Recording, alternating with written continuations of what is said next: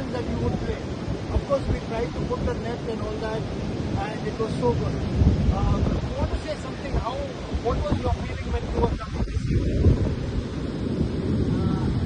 I was very happy to play today. I wanted to play. I was excited to play today. We got a good What about you, this one? You said that you were looking forward to the message. Beautiful evening, all excitement, all fun. Most of all, many of us, we all met the fun together. Are you expecting anything in the future? More volleyball to happen after that revival day program?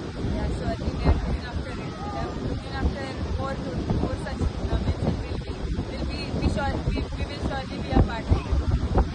Betty, are you happy that you were here, but unfortunately you don't get to play? What is your Yes, we really wanted to play, but then it was the breeze and wind and it rained also. But then finally we got little sunshine, so we could play a little bit. But the breeze was not strong. But we enjoyed.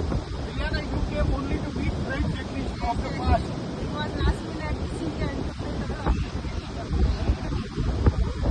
What about you, Rihanna? What is your thought?